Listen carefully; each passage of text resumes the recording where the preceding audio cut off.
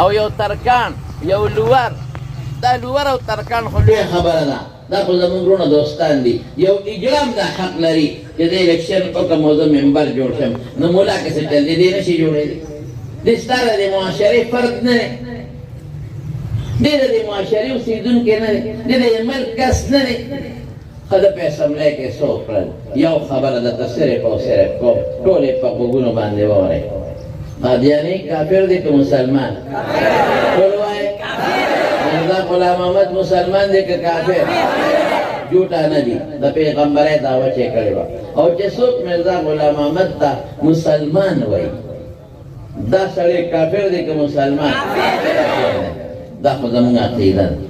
لیکن زمونږ په آیین کې او په دستور کې په 1974 کې په 7 ستمبر یو قانون پاس شوی دی قانون څه دی دا دی چې قادیاني ځان ته مسلمان نشي ویلی دا قانون دی او که قادیاني ځان ته مسلمان وي دی قادیاني په دلیل ما ته معلوم دی چې قادیاني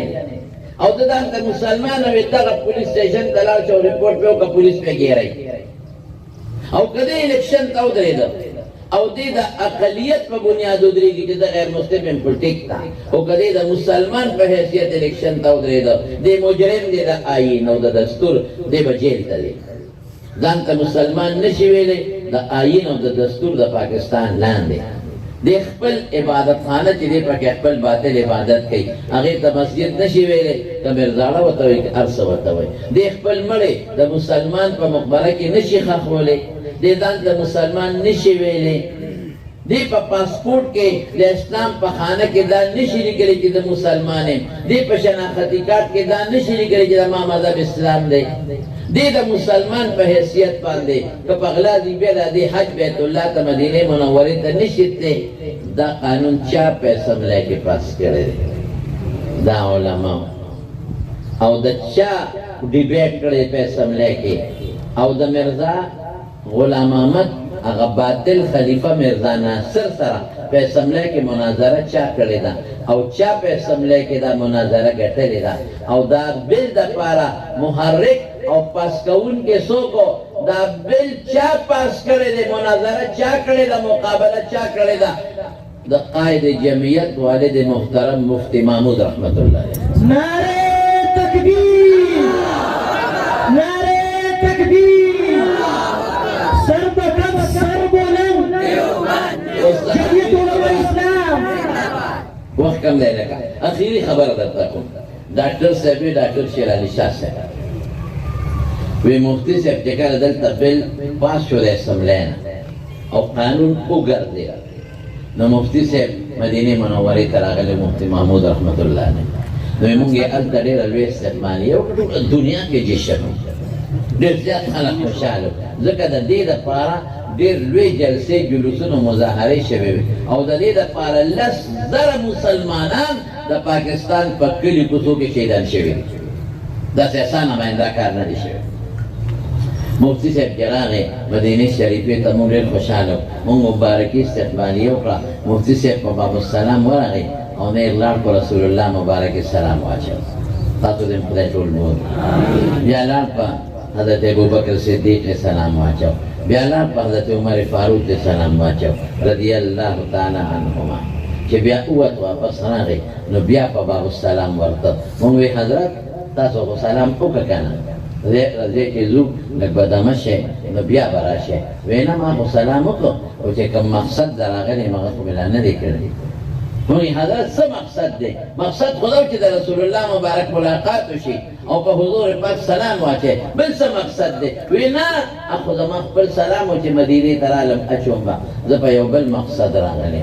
مقصد څه دی ادا دی چې ورځم او حضور پاک ته مخامخ ودرېږم او د پاکستان د مسلمان د طرف نه مبارکباد پیش کړم وی چې لاړ ودرېد رسول الله مبارک ته مخامخ نو مفتی محمود رحمت الله علیه ډېر زیات وژړل ډېر سلګۍ ووهلې موږ هم ورسره وژړل او څه وایي د الله رسوله د ټول پاکستان د مسلمان د طرف نه زه تعالی مبارکباد درکوم چې د پاکستان مسلمان ستا شمله اوچته کړه، د پاکستان مسلمان ستا پټکي وګټه، او د پاکستان مسلمان ستا ناموس او ستا عزت وګټه، او ستا پټکي خاورو غورځېدو ته پرې نه ښود. لہذا د پاکستان د مسلمان د طرف نه تعالی مبارکباد دی. زما وروڼو مفتی محمود چې دا کوم کار کړی دی او چې زما او ستاسو او زمونږ د نیکونو او زمونږ د پلارانو مبارکي رسول د حضور پاک ته قسم په خدای چې د دنیا دا شپې ورځې تېرې شي او مونږ او زمونږ بچي او زمونږ نسي شکریه ادا کوو که د مفتي صاحب د دې 2 منټو مبارکۍ شکریه مونږ ادا کولی شو. دا د ملا کارنامه ده او کردار دی. څوک هم چې تپوس کوي چې ملا څه کړي دي ورته وایي نورې خبرې پرېږده مړه، سړکونه به هم جوړېږي، پلونه به هم جوړېږي، ټرانسفارمرې به هم جوړېږي او څه به خوړلي کېږي او څه به پکې لګېږي. دغه پیسو پیسو کې ګوتې نه وم، دا د ملک کار دی. سړک به هم جوړېږي او ټرانسفارمر به جوړېږي، چې دا جوړ نه شي فنډ راځي خامخا به یو ځای کې لګېږي. څوک به پوره لګي او څوک به نیمګړی لګي، څوک به خوري او چې دا فنډونه ونه لګي نو دا غریبانانو به د کم ځای نه خوراک کوي، خامخا د هغوی به هم پکې څه نه څه فایدې به دغه پرېږدمه چې 20 ټرانسفارمرې زر او لکونه دا یو ځای کا او 20 سړکونه او کالجونه یو ځای کا. او مفتي محمود چې د حضور پاک د شملې د عزت کم بل د اسمبلۍ نه پاس کړی دی، قسم په خدای که د هغې ته ورسوي. بدل تپوس دی او که ملا څه کړي دي وایي دا نن چې د پیغمبر ناموس محفوظ دی،